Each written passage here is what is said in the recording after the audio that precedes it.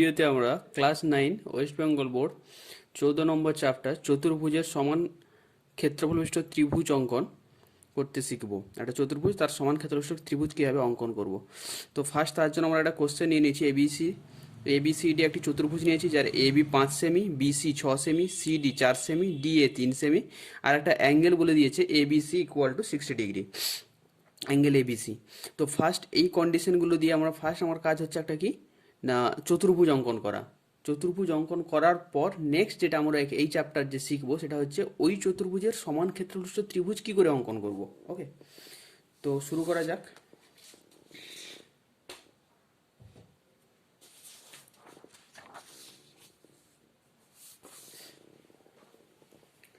তো কোশ্চেন অনুযায়ী ফার্স্ট যে চতুর্ভুজের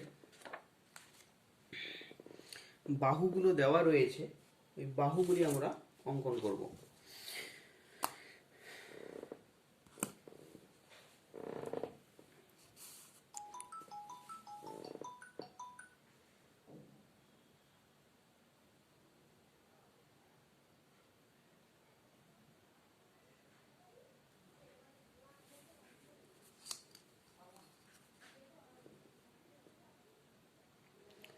যেমন একটা বাহু ছিল 6 সেমি, তো 6 সেমি দৈর্ঘ্যের একটা বাহু নিয়ে নিই স্কেলের সাহায্যে। 6 সেমি, তারপর ছিল কি 5 সেমি, ছিল 5 সেমি,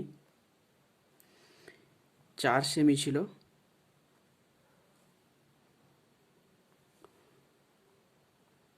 3 সেমি ছিল।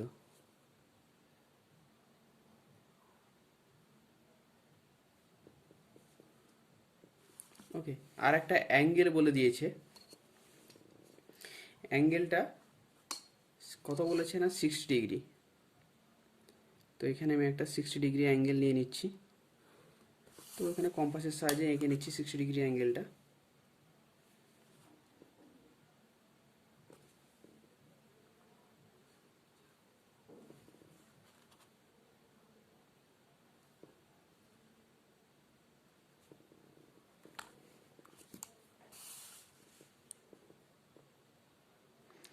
তোমরা দেখতে পাচ্ছ এখানে আমি অ্যাকচুয়ালি পেন দিয়ে অঙ্কন করছি, তোমরা পেন্সিল দিয়ে করবে সবাই। আমি পেন দিয়ে করছি, তার কারণ হচ্ছে ভিডিওতে না হয় ক্লিয়ার আসবে না ছবিটা, তাই। আচ্ছা, এবার নাম দিয়ে দিই কোশ্চেন অনুযায়ী। যেমন দেখো এখানে ছিল কোশ্চেনে এবি 5 সেমি, তো 5 সেমিটার নাম হচ্ছে এবি। বিসি 6 সেমি ছিল, বড় বাহু 6 সেমি বিসি। সিডি 4 সেমি ছিল, সিডি। আর কি ডিএ 3 সেমি ছিল, ডিএ 3 সেমি। আর অ্যাঙ্গেলটা কি ছিল দেখো এবিসি, এ বি সি। ওকে, এবার কি করছি দেখো,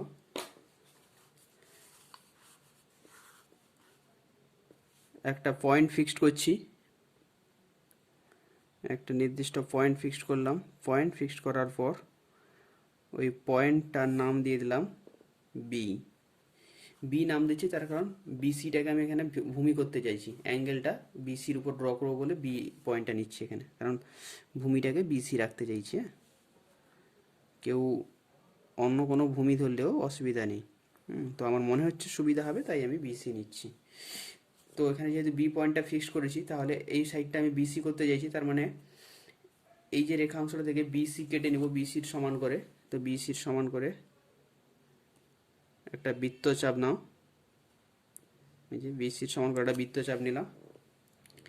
বি বিন্দুতে কম্পাসের কাঁটা বসিয়ে বাস বৃত্তচাপটার মাপ নিলাম। দ্যাটস, এটা হয়ে গেল কি সি।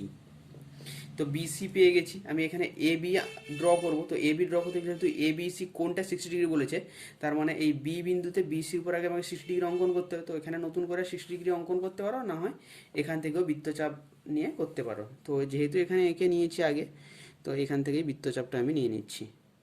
বৃত্তচাপ নিয়ে জাস্ট অঙ্কন করে নিচ্ছি।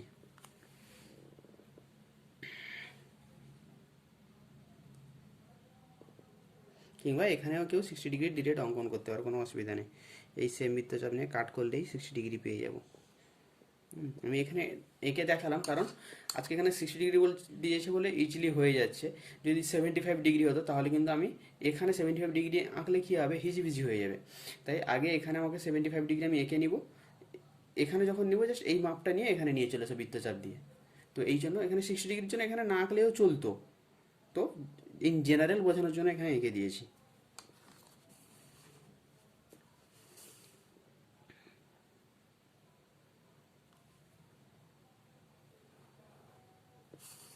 ওকে,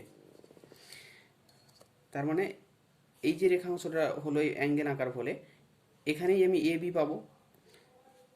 তার মানে এখানে আগে বৃত্তচাপ সমান করে নাও, এ বির সমান করে নিলাম এ বি 5 সেমি দৈর্ঘ্যের। এবার বি বিন্দুতে কম্পাসের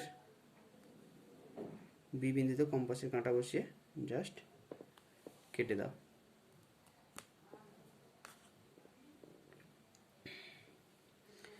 এটা হয়ে গেল কি এ, তাহলে এ বি সি হয়ে গেছে। এবার সিডি ডি এর দৈর্ঘ্য দেওয়া আছে, বাহুর দৈর্ঘ্য দেওয়া আছে, তাহলে সিডির সমান বৃত্তচাপ নিলাম, সিডির সমান বৃত্তচাপ নিয়ে সি বিন্দুতে কম্পাসের কাঁটা বসিয়ে একটা বৃত্তচাপ নিলাম, আর ডি এ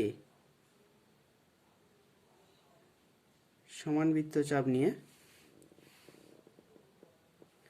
এ বিন্দুতে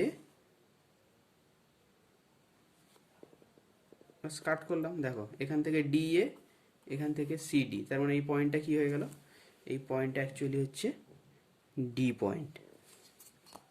তো জয়েন করে দাও, জয়েন করে দিলে যে চতুর্ভুজটার কথা আমরা বলছিলাম ওই চতুর্ভুজটা পেয়ে গেলাম, চতুর্ভুজ পেয়ে গেলাম। এবার আমার কাজ হচ্ছে, যেটা এই চ্যাপ্টারে আমরা শিখবো সেটা হচ্ছে কি না, এরকম একটা চতুর্ভুজ দিয়ে দিবে কন্ডিশন, যেখান থেকে আমরা চতুর্ভুজ অঙ্কন করে নিতে পারবো। সেই চতুর্ভুজটা সামান্তরিক হতে পারে, বর্গক্ষেত্র হতে পারে, রম্বস হতে পারে, যা খুশি হতে পারে, বা এমনি নর্মাল কোনো চতুর্ভুজ হতে পারে। তো এই চতুর্ভুজের কি করে আমরা সমান ক্ষেত্রফল বিশিষ্ট, এই চতুর্ভুজের সমান ক্ষেত্রফল বিশিষ্ট ত্রিভুজ কি করে অঙ্কন করব দেখো ভালো করে। তার জন্য ফার্স্ট কি করব না, যে কোনো একটা কর্ণ জয়েন করব। আমি ফিগারটাকে এদিকে নিয়ে আসতে চাইছি, তাই এসি কর্ণ জয়েন করছি। কেউ যদি এদিকে আঁকতে চায় তাহলে বিডি কর্ণ নিতে পারে। হ্যাঁ, তো আমি এসি কর্ণ নিচ্ছি, যে কোনো একটা কর্ণ জয়েন করব, যুক্ত করতে হবে। আমি এখানে এসি কর্ণ কি করলাম, যুক্ত করে দিলাম। এসি কর্ণ যুক্ত করার পর আমার কাজ হচ্ছে ডি বিন্দু থেকে এসি এর, ডি বিন্দু দিয়ে এসি এর সমান্তরাল একটা সরলরেখা অঙ্কন করতে হবে। কি বললাম না, ডি বিন্দু দিয়ে এসি এর সমান্তরাল সরলরেখা অঙ্কন করতে হবে। সেটা কি করে অঙ্কন করব, ভাবো ডি বিন্দু দিয়ে এসি এর সমান্তরাল সরলরেখা অঙ্কন করতে হবে, মানে আমি যদি basically A D C A D করে এদিকে একটা কোনো একটা পয়েন্ট সাপোজ ই, এরকম একটা যদি সামান্তরিক অঙ্কন করতে পারি তাহলেই তো এই ডি বিন্দু দিয়ে এসি এর সমান্তরাল সরলরেখা পেয়ে যাব। তার মানে বেসিক্যালি এইরকম একটা সামান্তরিক অঙ্কন করতে চাইবো আমি। তো এরকম একটা সামান্তরিক অঙ্কন করতে চাইলে কি হবে, যখন এই সামান্তরিকটা অঙ্কন করব তখনই দেখবো, কারণ বিপরীত বাহু সমান্তরাল, তার মানে এই যে বাহুটা অঙ্কন করব সেটা এর সমান্তরাল হয়ে যাবে। তো এই সামান্তরিক অঙ্কন করতে গেলে আমরা কি জানি, সামান্তরিকের বিপরীত বাহুগুলো দৈর্ঘ্য সমান হয়। তার আমি যদি এইরকম একটা সামান্তরিকের কথা ভাবি, তাহলে এই যে সাইডের যে বাহুটা, এই বাহুটার দৈর্ঘ্য কার সঙ্গে সমান হবে না, এডির সঙ্গে সমান হবে। তার মানে বেসিক্যালি এডির সমান বৃত্তচাপ সি বিন্দু থেকে নিয়ে এদিকে কাট করব, বোঝা গেল। আমি যদি আজকে এরকম একটা সামান্তরিক অঙ্কন করতে চাই এদিকে, তাহলে এর বিপরীত বাহু কি, এই বাহুটার বিপরীত বাহু কি, এই সাইডে যে বাহুটা হবে, তো এই বাহুটার দৈর্ঘ্য কার সঙ্গে সমান হবে, এর সঙ্গে সমান হবে।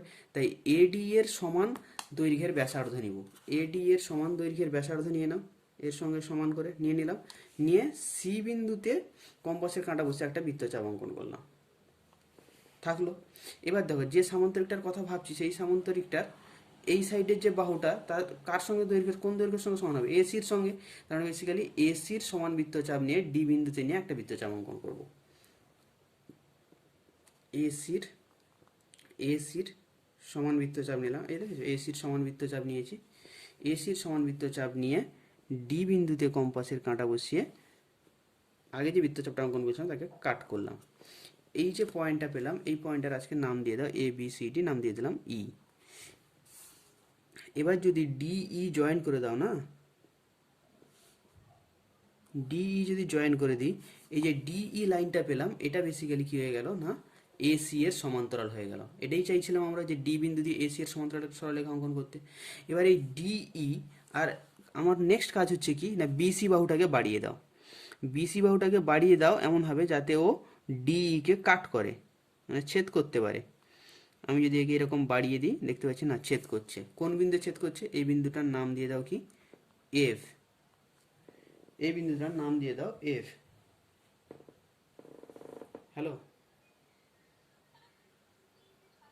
হ্যাঁ হ্যালো।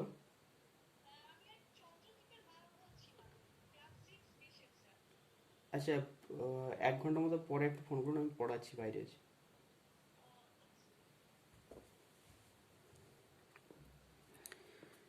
তো হ্যাঁ, এই যে বিন্দু কাট করলো, এই বিন্দুটার নাম দিলাম কি এফ। এবার নেক্সট কাজ হচ্ছে, আমাদের অঙ্কন প্রায় কমপ্লিট হয়ে গেছে। এবার শুধু কাজ হচ্ছে কি এই এ এফকে জয়েন করে দাও। এ আর এফকে জয়েন করে দাও। তাহলে কি করলাম, চতুর্ভুজটা অঙ্কন করলাম। চতুর্ভুজ অঙ্কন করার পর একটা কর্ণ যুক্ত করলাম, তারপর এই ডি বিন্দু দিয়ে এসি কর্ণের সমান্তরাল একটা সরলরেখা অঙ্কন করলাম। তারপর বিসি বাহুটাকে বাড়িয়ে দিলাম, যেটা ওই সমান্তরাল সরলরেখাকে এফ বিন্দুতে ছেদ করেছিল। ওকে, এফ বিন্দুতে ছেদ করেছিল। এবার এ আর এফ যুক্ত করে দিলাম, এ আর এফ যুক্ত করে দিলাম। এবার যেই A B F, A B F যে এ বি এফ যে ত্রিভুজটা পাচ্ছি না, এই ত্রিভুজটাই হচ্ছে আমার রিকোয়ার্ড ত্রিভুজ। মানে এই ত্রিভুজটার ক্ষেত্রফলই হবে কি এবিসি ত্রিভুজ, এবিসিডি চতুর্ভুজের ক্ষেত্রফলের সমান। তাহলে কি পাবো, অতএব ত্রিভুজ এ বি এফ এর ক্ষেত্রফল ক্ষেত্রফল ইকুয়াল টু চতুর্ভুজ এ বি সি ডি। বাস, অঙ্কন হয়ে গেল। কারো যদি মনে হয় যে না আরও কোথাও অসুবিধা হচ্ছে, সে ভিডিওটাকে ব্যাক করে আবার দেখতে থাকো প্রথম থেকে, অবশ্যই বুঝতে পারবে। কিছুই না, ফার্স্ট তো এ বি সি ডি একটা চতুর্ভুজ জাস্ট অঙ্কন করেছি। এই চতুর্ভুজের কন্ডিশন বিভিন্ন দিতে পারে, তোমাকে কখনো বর্গক্ষেত্র অঙ্কন করতে পারে, বলতে পারে, কখনো সামান্তরিক, কখনো আয়তক্ষেত্র, কন্ডিশন দিয়ে দিবে, বাহু দৈর্ঘ্য দিয়ে দিবে। তোমার কাজ তো হচ্ছে চতুর্ভুজ অঙ্কন, সেটা তুমি আগে জেনে এসছো। এখানে নতুন যেটা হচ্ছে, ওই চতুর্ভুজের সমান ক্ষেত্রফল বিশিষ্ট একটা ত্রিভুজ অঙ্কন। তার জন্য কি করলাম, শুধু এক্সট্রা কাজ করেছি, এসি কর্ণ যুক্ত করেছি। এসি কর্ণের সমান্তরাল একটা সরলরেখা ডি বিন্দু থেকে অঙ্কন করেছি, ডিই। তারপর কি বিসি বাহুটাকে বাড়িয়ে দিয়েছি, যে ডিই কে এফ বিন্দুতে ছেদ করেছে। এরপর এ এফ শুধু যুক্ত করে দিয়েছি। যুক্ত করলে যে এ বি এফ ত্রিভুজটা পেলাম, এই ত্রিভুজটার ক্ষেত্রফল এই এ বি সি ডি চতুর্ভুজের ক্ষেত্রফলের সমান। তো এই মেথডে তোমাদের এই চ্যাপ্টার বাকি যাই মেয়াদ আসবে তাই সবই হবে। শুধু চতুর্ভুজটার কন্ডিশন চেঞ্জ করে দেবে, যে এই চতুর্ভুজটা অঙ্কন করো, তোমাকে ওই চতুর্ভুজ অঙ্কন করার পর সেম মেথড। তো এই চ্যাপ্টারে আর আর একটা টাইপের কোশ্চেন আসে। এটা একটা, আর একটা কি না পঞ্চভুজ বলে দিবে একটা তোমাকে, যে একটা পঞ্চভুজ তোমাকে বলে দিবে। এবার ওই পঞ্চভুজের সমান ক্ষেত্রফল বিশিষ্ট ত্রিভুজ অঙ্কন করতে হবে। তো ওটা কোনো ব্যাপার নয়, এখানে চতুর্ভুজের জন্য একটা কর্ণ জয়েন করে যা অঙ্কন করলাম, পঞ্চভুজের ক্ষেত্রে দু সাইডে দুটো কর্ণের উপর একই কাজ করতে হবে। এখানে একটা কর্ণ জয়েন করে করেছিলাম, ওখানে এদিকের একটা কর্ণ, এদিকের একটা কর্ণ, দুটো কর্ণ জয়েন করে এদিকে যা কাজ করলাম, ওইখানে এই কাজটা দুবার করতে হবে। দুবার করলে যে ত্রিভুজটা পাবো ওটাই হয়ে যাবে, আর কিছুই না। তবু অঙ্কন করে দেখিয়ে দিচ্ছি, দেখো।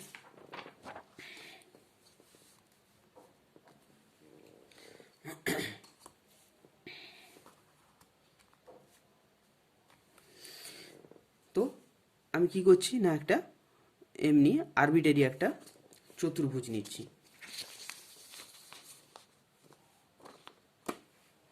পেজটাকে একটু ঘুরিয়ে করছি, নাও ধরতে পারে। আমি যে কোনো একটা পঞ্চভুজ নিয়ে শুরু করছি। তো পঞ্চভুজ কাকে বলে না, 5টি বাহু দ্বারা সীমাবদ্ধ সমতলিক চিত্র। তো সাপোজ এটা নিয়ে নিলাম ভূমি এ বি,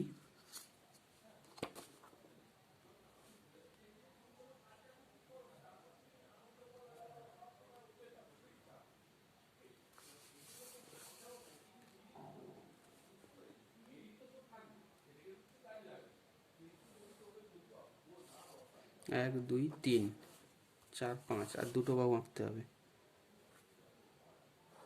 কেউ ভুল করে ষড়ভুজ এঁকে দিও না।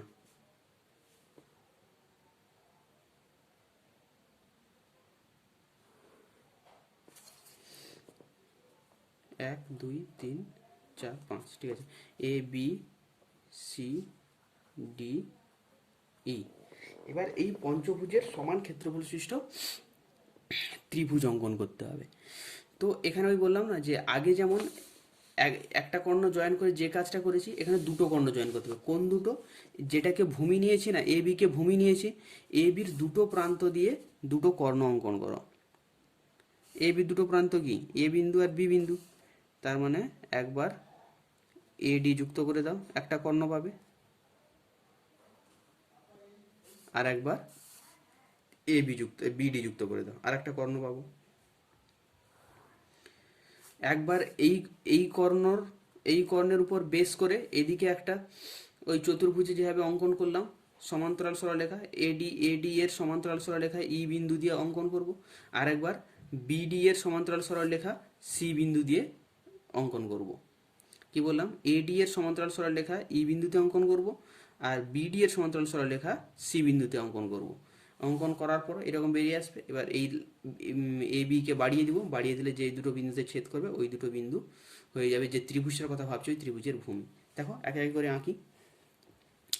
তো আমি ফার্স্ট এদিকটা আঁকছি, মানে এডি এর সমান্তরাল সরলরেখা ই বিন্দুতে অঙ্কন করব। তো আগে যেমন বলছিলাম, তো তার মানে ভাবো যে এইরকম একটা সামান্তরিক আমি এখানে অঙ্কন করতে চাইছি। তাহলে সামান্তরিক যেহেতু এই এ এ ডি ই আর এদিকে সামথিং একটা পয়েন্ট একটা সামান্তরিক অঙ্কন করতে চাইছি, তার মানে এই দিকের বাহুটা এর সঙ্গে সমান হবে। তার মানে এটার সমান করে বৃত্তচাপ নিব, ইডির সমান বৃত্তচাপ নিলাম। সমান বৃত্তচাপ নিয়ে এ বিন্দুতে কম্পাসের কাঁটা বসে একটা বৃত্তচাপ নিব এইদিকে। আচ্ছা, এই দিকের বাহুটার দৈর্ঘ্য এই এডির সঙ্গে সমান হবে, তার মানে এডি এর সমান বৃত্তচাপ নিলাম, ই বিন্দুতে বসিয়ে এই বৃত্তচাপটাকে কাট করলাম। এই পয়েন্টটার নাম দিয়ে দাও এ বি সি ডি ই, এটার নাম দিয়ে দিলাম কি? এফ, এই পয়েন্টটার নাম। এবার এই দুটো পয়েন্ট ই আর এফ যুক্ত করে দাও।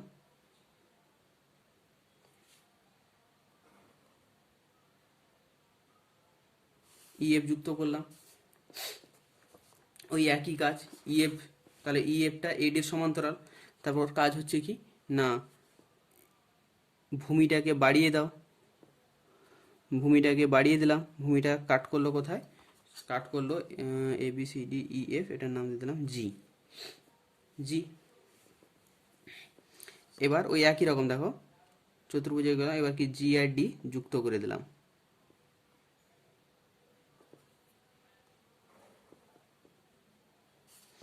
একটা সাইড হয়ে গেল। এবার এই সাইডটা, এই সাইডের জন্য কি করব না, বিডি এর সমান্তরাল রেখা সি বিন্দু দিয়ে অঙ্কন করতে হবে। তার মানে বিডিসি এরকম এদিকে সামথিং একটা পয়েন্ট, যদি সামান্তরিক কথা ভাবি তাহলে এই দিকের বাহুটার দৈর্ঘ্য এই বাহুটার সমান হবে। তার মানে সিডি এর সমান দৈর্ঘ্য,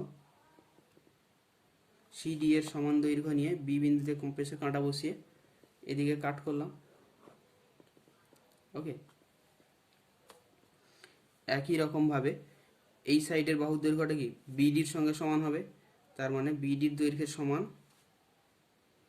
বিডির সমান দৈর্ঘ্যের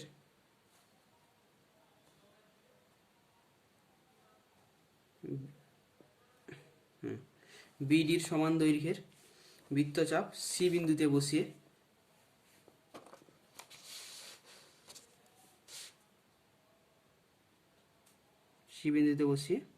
কাট করলাম। এই বিন্দুটার নাম দিয়ে দাও A B C D E F G, এটার নাম দিয়ে দিলাম এইচ। সি এইচ যুক্ত করে দাও।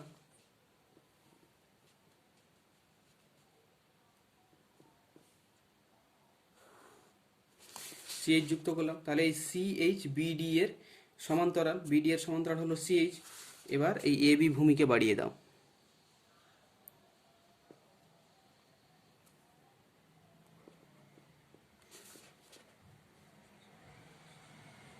নাম দিলাম এক্স। এবার ডিএক্স জয়েন করে দাও।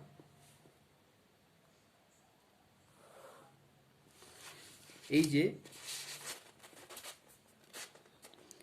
ডি ডি জি এক্স, এই যে ত্রিভুজটা পেলাম, এটা এই এ বি সি ডি ই এর সমান ক্ষেত্রফল বিশিষ্ট।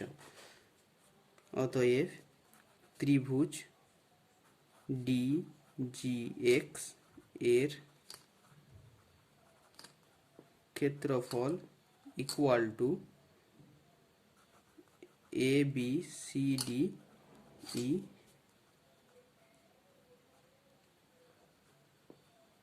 পঞ্চভুজের,